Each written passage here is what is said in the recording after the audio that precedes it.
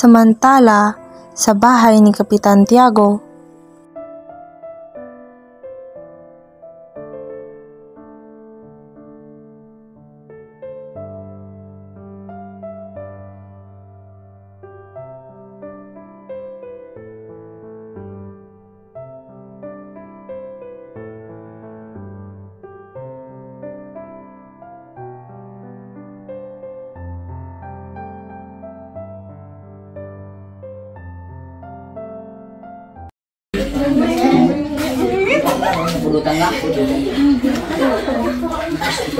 nakakayamot ang bansang ito. Ibang-iba ang pamamahala nila dito kaysa sa Madrid. At isa pa, punong-puno ito ng mga Indio. At pinakahuli, ayaw na ayaw ko ang mga Indio. 2 taon akong nagtiis sa pagpipigkil ng kanin at saging bilang isang kurakurakot sa bayan ng San Diego. Ngunit, nang ako'y inihatid, iilang matanda at hermanos terceros lamang ang naghatid sa akin.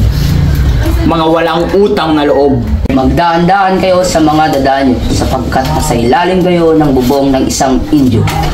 Siya, Reverensya, baga magdamdam si Kapitan Tiago. Katagal nang hindi tinuring ni Tiago ang sarili niya bilang Indio. Malayong malayo sa mga walang galang na tao na yon. Sigurado naman na hindi kasing saklap ang nangyari sa kanila ang sa akin. Nako, nagsayang ka lang ng panahon sa pagpunta rito. Wala kang ibang makikita kundi ang tinola sa handaan at natutulog ka man lang ng hindi nasisiyahan. Mga Ginoo, ikinalulugod kong ipakilala sa inyo ang anak ng aking nasirang kaibigang si Don Rafael. Ay si Juan Crisostomo Ibarra.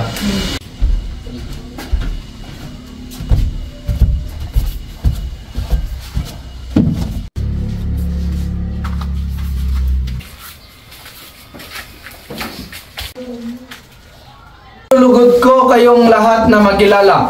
Aba, Padre Damaso, ang kura ng San Diego. Ikinagagalak kong makita muli ang isang matalik na kaibigan.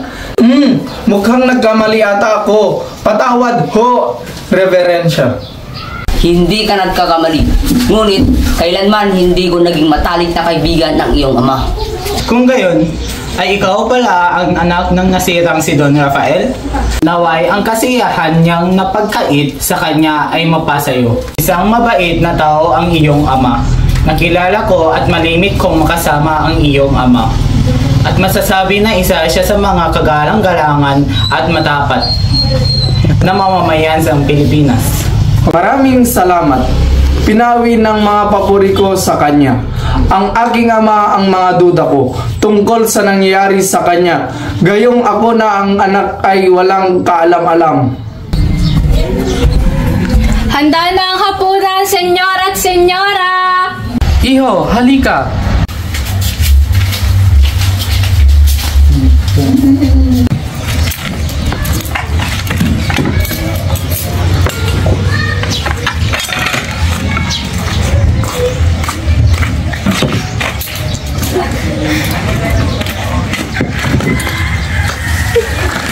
Handa na ang hapunan, senyor at senyora.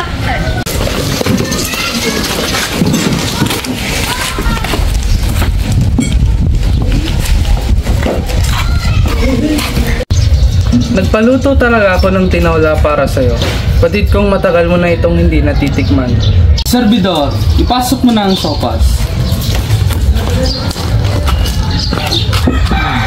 Hoy ikaw! Dalhin mo nga yan dito! Pronta!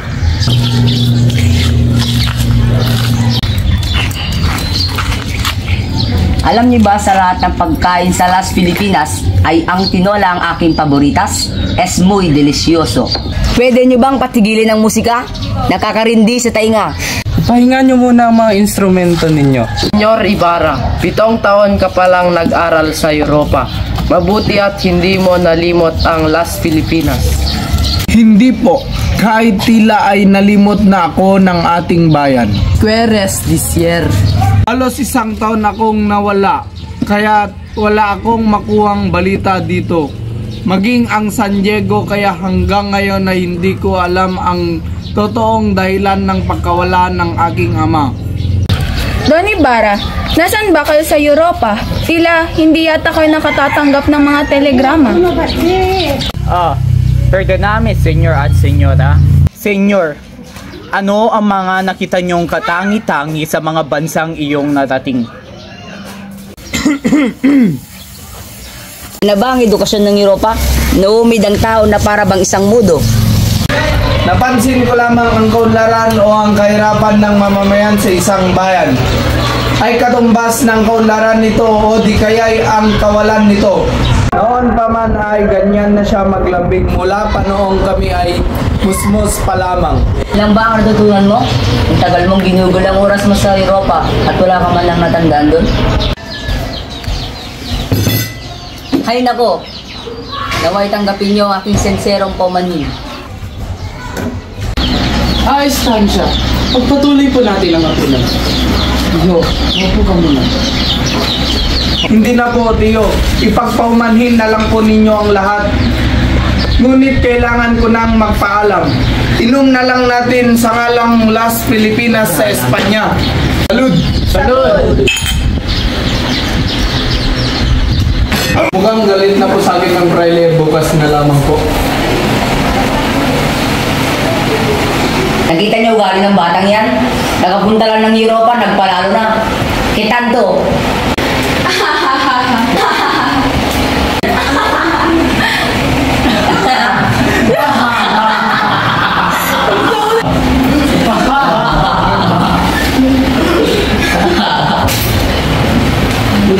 Gracias.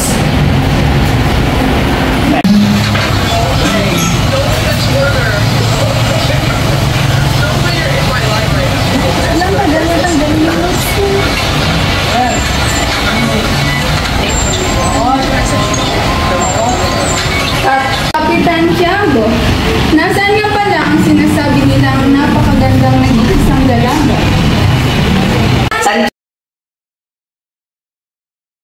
Diyos ko, ang umagang ito ay parang pangarap lamang. Ang 7 taon ko sa Espanya.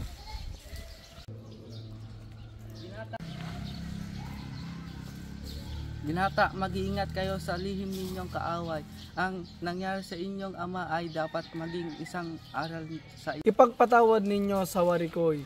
Naging mahal sa inyong aking ama. Ngunit aking pagkapatid, wala ako o kahit aking ama ang lihim na kaaway. Busog kaya ang ating mga bisita, Sandan? Panigurado ko'y oo, Santiago. Panigurado ko'y nabusog sila sa dinami-dami ba naman nating handa. Oh, Clarita. Narito ka pala. Ni Isabel. O siya, iwan ko muna kayo at ako ay mag-aayos sa kusina.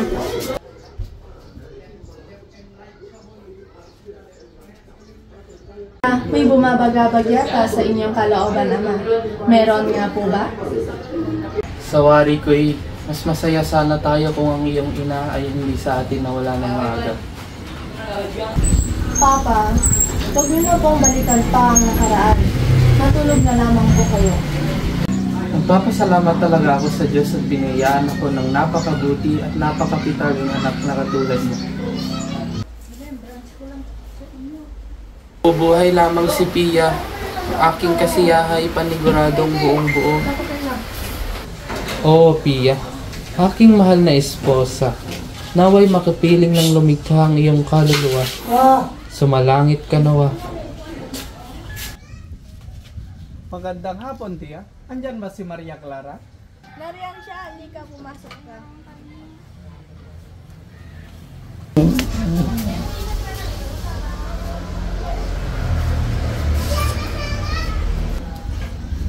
O mahabaging Panginoon, ano kaya ang dahilan ng kanyang pagkahuli? Kumuestas, Ibarra? Mabuti naman at naisipan mo muling pumarito sa aming tahanan. Magandang hapon po, Santiago. Nais ko po sanang makausap ang iyong anak. Aba, sige. Larita, nais kang makausap ni Ibarra. Isabel, sunduin mo siya sa kanyang kwarto. Maria Clara, hindi pa rin nga talaga nagkupas ang iyong ganda? Nakalimutan? Hindi ko magagawa iyon, mahal. Kasi ikaw ang mahal ko. Ikaw ang nagpapatibok ng aking damdamin. Yan ay araw na para pag-usapan natin kung kailan tayo ikakasal. Kasi pinagpasya ng ating mga magulang na ipakasal ako sa napakagandang babae. Isa ng magandang obra ng Diyos ang aking sinisinta. Bakit pa ako hahanap ng iba? Sinungaling. Hindi ako makapaniwala ang pinaparada mo ang aking mukha sa ibang dilag. Ang kagandahan ay nasa panlasa ng tao. Ito ay naroroon sa pagsusuri ng kagandahan at nagmula sa aking puso na ikaw lamang ang aking iniibig. Patawad, Sinta, ngunit kailangan na kitang isalin. Naiintindihan ko, Ibarra. Naway ikaw ay makapaglakbay ng ligtas at matiwasay. Paalam, aking Sinta. Naway paglabayan ka ng may kapal. Nagpatuloy sa pag-uusap ang dalawa at nang matapos ay nagpaalam na ang dalawa sa isa't isa. Nagpunta na sa kwantel ang tenyente habang sumakay si Ibarra ng kalesa at nagpahatid sa Fonda de Lala.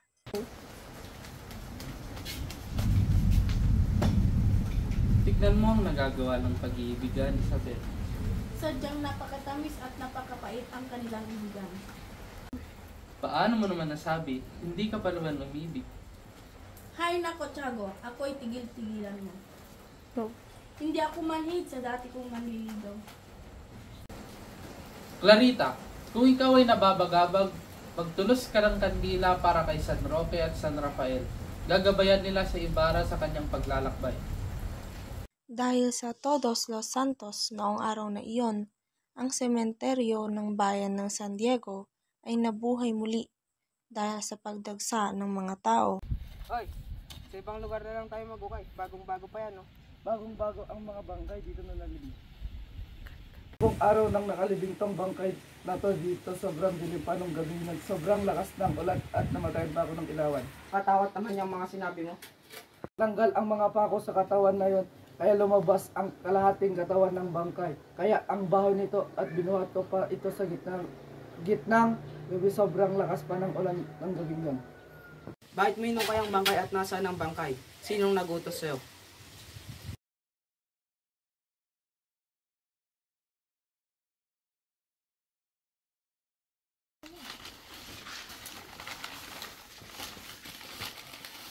Matanong lamang po, alam niyo po bang puntod ng aking ama? Opo, senyorito. Tinamnan ko po ito ng halamang alipa at sinabyan ko po iyon ng malaking krus.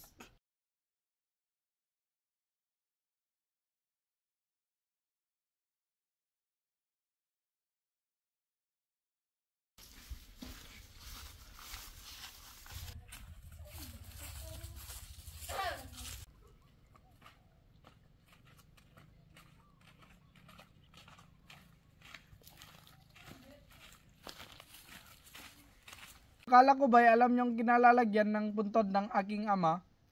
Pensa po, senyor. Alam ko naman po talaga ang kinalalagyan ng puntod ng iyong ama. Hindi ko lang po talaga alam kung ba't tayo nawawala Ayun, alam ko po, doon siya nakalibing. Magtanong ka doon sa supulterero kung bakit ganon ang puntod. Fine. Nilapitan nila ang isa sa mga supoltorero upang tanungin kung nasaan ang puntod ni Don Rafael. At nang sabihin nito na ito'y kanya ng sinunog, ay nagalit si Ibarra. Sa sobrang sakit ng nadama para sa ama, ay hindi na napigilan pa ni Ibarra ang damdamin.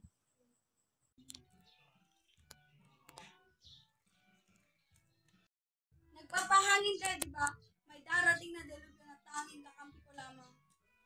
Sinwestiyon ko sa bawat kapitan ang pagbili ng tagahuli ng kidlat at pararayos.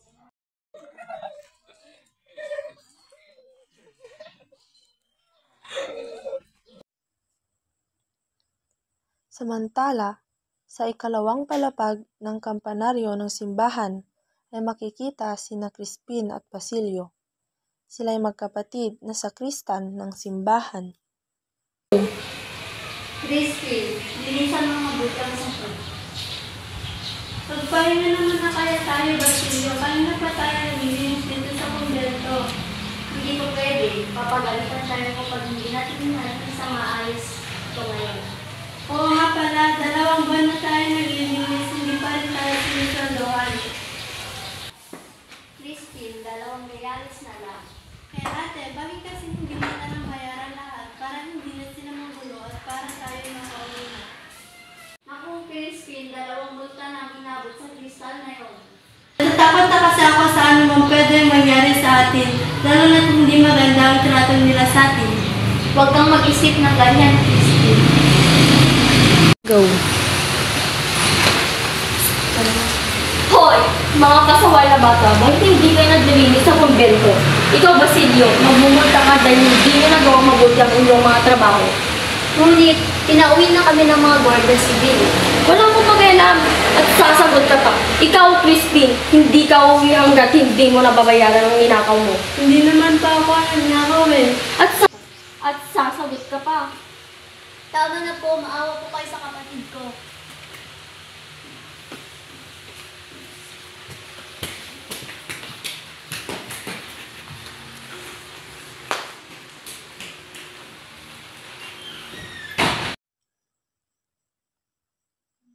Samantala, sa labas ng bayan ay makikita ang maliit na dampa ni Sisa, ang ina ni na Basilio at Crispin. Masaya siyang nagluluto ng tuyong tawilis, tapang baboy ramo, at isang hita ng patong bundok na nahingi niya kay Piloso Potasio. Nagsaing din siya ng maputing kanin at namitas ng kamatis sa kanyang bakuran upang gawing sausawan. Nandito na po ako. Sus Mariosep, na paano ka, Basilio? Sus Mariosep, na paano ka, Basilio? Huwag po kayong mag-alala sa akin. Si Crispin po ay naiwan sa kumbento. Naiwan? Siya ba'y buhay? Buti naman. Ako po ay tumakas lamang.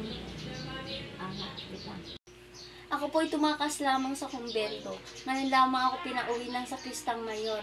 Noong sinubukan ko pong tumakas ay nakita po ako ng Guardia Civil at pinaputukan po ako at siyang lumapis sa akin noon. Wala talagang hiya ang mga Guardia Civil. Wala silang puso. Halika, gamutin muna natin ang iyong sugat.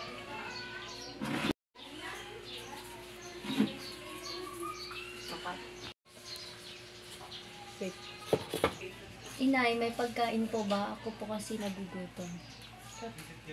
Pasensya ka na, anak. Isang tawilis na lamang ang natira para sa inyo. Pinaghandaan ko kayo ng masarap na pagkain. Ngunit inubos ito ng iyong ama. Pagpasensyahan nyo na lamang din siya. Ikaw po ba ay kanyang sinaktan? Huwag ka nang mag-alala. Wala naman siyang ginawang masama sa akin. Bakit daw kasi hindi makakauwi si Crispin? Pinarusahan po siya ng mga sakristang mayor dahil nagnakaw daw po siya ng 2 onseng ginto. Kahit hindi naman po talaga siya ang nagnakaw, ngunit hindi po siya makakauwi hanggat hindi niya po naibabalik ang mga iyon. Mahabaging Panginoon, kawawa naman ang bunso kong anak. Hindi naman Mahabaging Panginoon, kawawa naman ang bunso kong anak. Hindi naman magnanakaw ang anak ko. Huwag kang mag-alala, kakausapin ko muna ang kuro. Pinarusahan po siya ng mga sakristang mayor dahil nagnakaw daw po siya ng 2 onseng ginto. Kahit hindi naman po talaga siya ang nagnakaw, ngunit hindi po siya makakauwi hanggat hindi niya po naibabalik ang mga iyon. Kawawa naman ang aking anak. Crispin! Crispin! Diyos ko, anak, napapano ka? May problema ka ba? Inay, ayaw ko na pong magsakristana. Sunduin niyo na po si Crispin sa kumbento. Bukas, at kunin niyo na po ang huling sweldo ko. Ipapakiusap ko po kay Don Ibarra na tanggapin po nila ako bilang tagapastor ng hayop nila. Papag-aralin niyo po si Crispin kay Piloso Potasio. Mabait naman po si Don Crisostomo. Baka po bigyan nila ako ng gatas na gustong-gusto ni Crispin, o kaya po bibigyan po ako ng isang batang kalabaw. At pagtanda ko po, magsasaka po ako at mag-aaralo. Hindi po ba yun mainam-ina? Pumayag na po kayo. Oo na. Tumahan ka na. Halika na rito.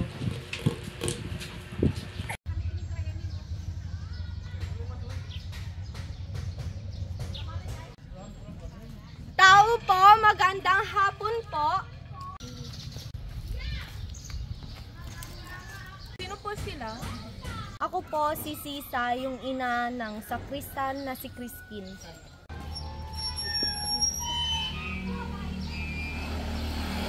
Nais ko po sanang makausap yung kura. Hindi maaaring may sakit ang kura. Kung gano'n ay, maaari ko bang makausap ang anak kong si Crispin? Huwag magkaila, alam na ng lahat na si Crispin ay nasa inyo na. Si Basilio lamang po ang nasa bahay. Si Crispin ay naiwan dito, nais ko po sana siyang makita. Pero umalis siya dahil marami siyang ninakaw. Dahil hinanap na siya ng Guardia Civil sa inyo. Alam mo, napakabuti mo ang asawa, ngunit may mga sasama kang anak katulad ng kanilang ama. Lalo na yung maliit, naku, baka higitan niya pa ang kanyang ama. Ay naku, tumayo ka nga dyan. Tumayo ka nga. Ay naku, ang kulog mo naman. Umalis ka nga dito, ang dungis-dungis mo.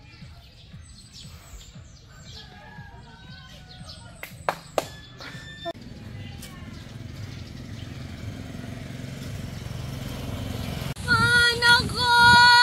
Crispin! Basilio! Anak ko!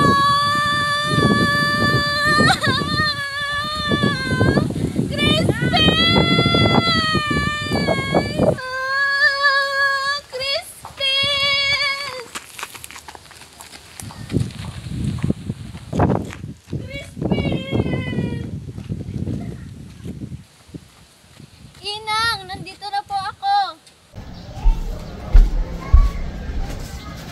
Ipapahanda ko na lahat ng kailangan bago magbukang liwayway. Pero, Ginoong Ibarra, Porge? nawari ko ay binabantayan niya ang lahat ng kilos ko. Nakita ko sa kanyang mga tingin, hinilabutan ako sa tinig niya, nawari ay napakahiwaga. Madalas ay hindi ko maunawaan ang kanyang mga sinasabi at Andres na nakababalita ay hindi na raw siya kumakain ng prutas at tila ay napabayaan niya ang sarili. Ngunit, hindi maaring hindi natin siya kumbidahin. Lalo't may kagulian na rin tayo dito at isa na rin siya. Kay sarap ng simon ng hangin. Magandang hapon, Padre. Tunay nga naman na kay sarap lumanghap ng hangin. Isang kasiyahan ng mga hinanda ng mga kaibigan. Pwede ba kayong dumalo? Saan ba magaganap ang kasiyahan na ito? Sa may gubat po, sa Deneraos. Malapit sa mga puno ng mga balite. Yun po kasi ang napiling bahay ng mga dalaga. Malugod kong tinatanggap ang iyong paanyaya. Maria Clara, Aalis na ako. Magkita na lang tayo bukas. Padre Salvi, mauna na po ako.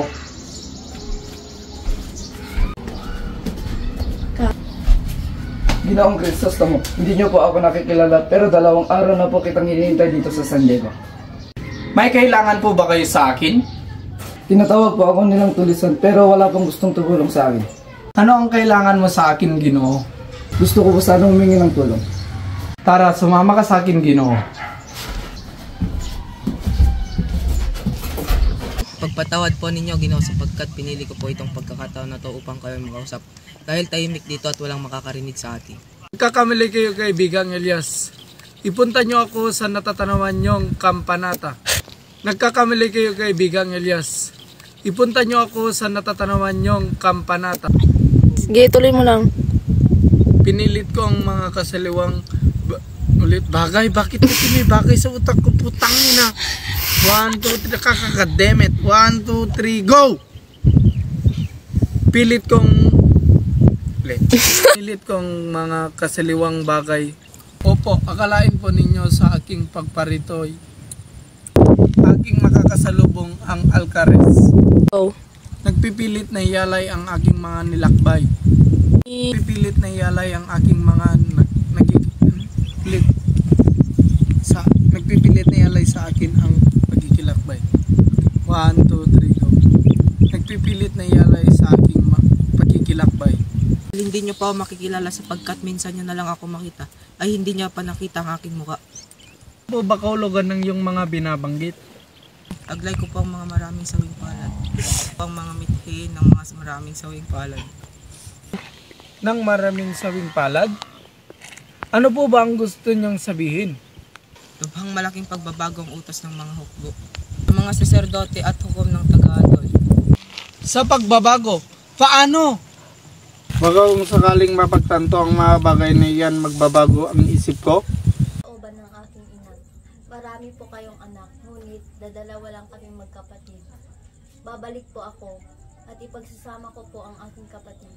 Ngunit hindi pa lubusang magaling ang iyong sakit at lubhang may kalayuan ang inyong bayan. Mahihirapan ka pang umuwi sa inyo. Gantihan po sana kayo ng Diyos sa inyong kabutihan ng loob. Gusto ko po sana umuwi sa amin upang makita ang aking ina at kapatid.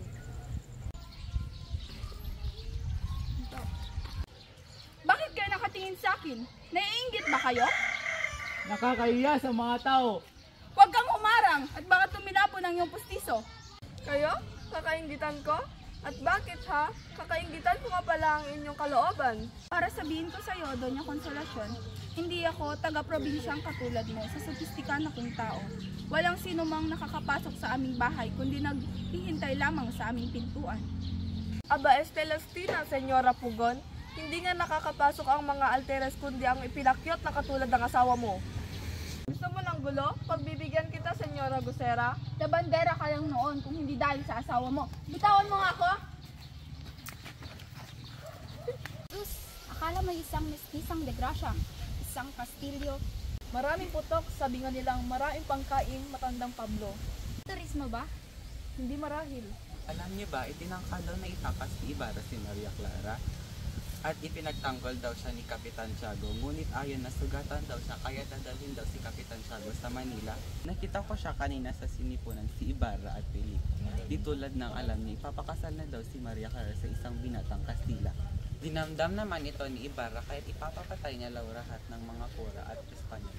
Buti na lang at wala ang mga kura sa kumbento, kundi dahil isusunod daw ito ni Crisostomo. At alam niyo ba, sinunog kagabi ang bahay ni Crisostomo. Talaga ba? Oo, at kung siya'y nahuli, siya ay mismong susunugin. Ay, Diyos ko po! Inang! Ako si Basilio, Inang! Anak! Anak ko!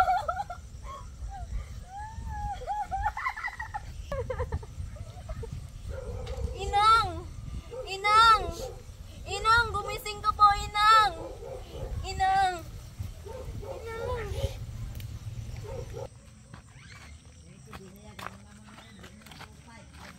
Sino yung babaeng yan? Inang ko po. 2 araw na akong hindi nakakakain at nakakainom. Hindi magtatagal ay mamamatay na ako dito. Sunugin mo ang bangkay ng iyong ina. Kung walang makakarating ay hukayin mo ang gintong ibinaon ko sa lupa. Gamitin mo ito sa iyong pag-aaral. Mamamatay akong di man lang masisilayan ng bukang liwayway ng aking inangbayan. Kaya kayong mapalad na makakita, batiin niyo siya. Huwag niyong kalimutan ng mga nalugmok sa gitna ng gabi. Tiyak na naghihintay na ang